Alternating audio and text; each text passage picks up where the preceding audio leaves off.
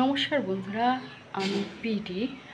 আপনাদের সবাইকে আমার চ্যানেলে দ্য গ্রিন ওয়ার্ল্ডে আরেকবার স্বাগত জানালাম। আশা করি সবাই ভালো আছেন ও সুস্থ আছেন। আসুন তাহলে নতুন ভিডিও দেখুন, আসুন দেখা যাক। বন্ধুরা, এটা হচ্ছে টগর ফুল গাছ, সবার খুবই পরিচিত একটি ফুল গাছ। আর এই ফুল সবার খুবই পরিচিত। এই ফুলটি গরমে আমার ছাদ বাগানে প্রচুর হয়েছে। এখন বৃষ্টি হয় না বললেই চলে। কিভাবে করেছি আসুন দেখি। বন্ধুরা, আরও একবার দ্য গ্রিন ওয়ার্ল্ডে আপনাদের স্বাগত জানালাম। আসুন বন্ধুরা, প্রথমেই বলি যে আমার ঠাকুর ঘরে অনেক দেবদেবী আছে। পূজা অর্চনার জন্য প্রতিনিয়ত প্রচুর ফুলের প্রয়োজন হয়। সেই জন্য আমি এই গাছ থেকে কিছু প্রথমেই ফুল তুলে নিচ্ছি। বন্ধুরা দেখুন, গাছটিতে অনেক ফুল ফুটেছে এবং ফুলের সাইজগুলো বেশ বড় বড়। আমি পূজার জন্য কিছু ফুল নিচ্ছি আজকে পূজা দেব বলে। এই গাছটির পাতাগুলো দেখুন সবুজ সতেজ হয়ে আছে, আর এতে কুঁড়িও আছে, ফুলও ফুটে আছে। কিভাবে রেখেছি, কি সার দিচ্ছি, আর সেটাই নিয়েই আজকে আমি আপনাদের সঙ্গে বলতে চলেছি।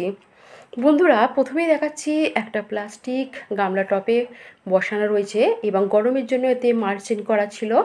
এবং দেখুন এই গাছের এক একটা থোকায় 4টি করে বড় বড় ফুল ফুটেছে এবং এই গাছটিতে প্রচুর কুঁড়িও আছে এবং ফুলও আছে, সেটাই দেখাচ্ছি। দেখুন এখানেও দেখুন একসাথে 4টে ফুল ফুটে আছে বড় বড়, আর পুরো সাদা, খুব সুন্দর দেখতে। এই টগর ফুল অনেক সময় সিঙ্গেলও হয় এবং ডবল প্যাটার্নেরও হয়ে থাকে। তবে এই ফুল গাছ মাটিতেও করা যায়। তবে এই ফুল গাছের জন্য সূর্যের আলো বন্ধুরা 4 থেকে 5 ঘন্টা লাগবে।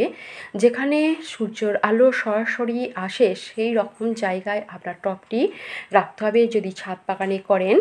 আর এই গাছ ছায়াযুক্ত স্থানে হয় না। গাছটি হবে তাতে পোকামাকড় লাগবে, ফুলও হবে না, গাছটিও পোকায় নষ্ট করে দেবে। সেজন্য রোদ্দুরের খুবই প্রয়োজন।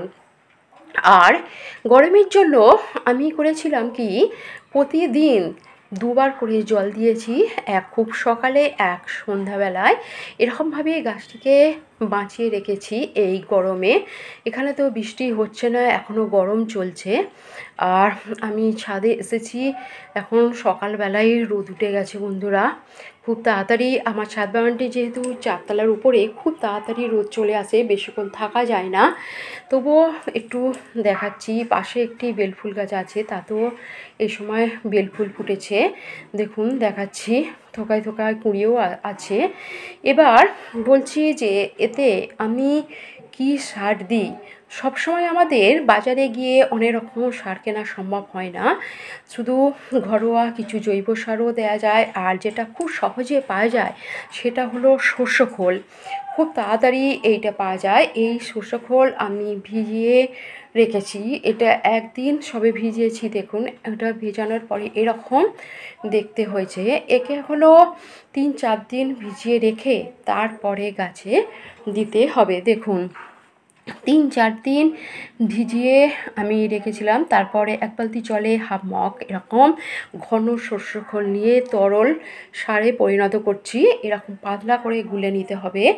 তারপর গাছে আপনার মাসে 1বার করেও দিতে পারেন, 2বার করে দিতে পারেন। এরকমভাবে আমি মাসে 1বার করেই দিয়ে থাকি। বন্ধুরা, সর্ষে খোল হলো একটা প্রাকৃতিক জৈব সার। এই খোল ব্যবহারের ফলে গাছে প্রয়োজনীয় ফসফরাস যোগান পায়। সর্ষে খোলে উদ্ভিদের জন্য প্রয়োজনীয় নাইট্রোজেন, পটাশিয়াম, বিভিন্ন মাইক্রো ও থাকে এবং সর্ষে খোল ব্যবহার করলে ফুল হয় এবং গাছের সঠিক মাত্রার বৃদ্ধিতে সহায়তা করে। এই রকমভাবেই আমি এই শুধু গরমের সময় অন্য কিছু সার না দিয়ে মাসে 1বার কিংবা 2বার এই সর্ষে খোল প্রয়োগ করে যাচ্ছি প্রতিটি গাছে। তাতেই দেখুন আমার গাছ ভর্তি ফুল ফুটেছে সুন্দর সুন্দর এবং বড় বড়। আপনিও যদি এরকমভাবে করেন তাহলে আপনিও পাবেন এরকম সুন্দর সুন্দর ফুল এবং আবার ছাদ বাগান সুন্দরভাবে ভরিয়ে তুলবে এরকম ফুলে ফুলে। বন্ধুরা, এই গাছের ডাল থেকে খুব সহজেই চারা করা যায়। আমি বর্ষাকালে একটা ডাল থেকে চারা করেছিলাম, সেই গাছটিও হ্যাঁ ডালটি এখন গাছে পরিণত হয়ে গেছে এবং তাতে ফুল ফুটেছে, সেটাও দেখাবো এই ভিডিওটির মাধ্যমে দেখাচ্ছি। বন্ধুরা, আশা করি ভিডিওটি আপনাদের উপকারে লাগবে, ভালো লাগবে।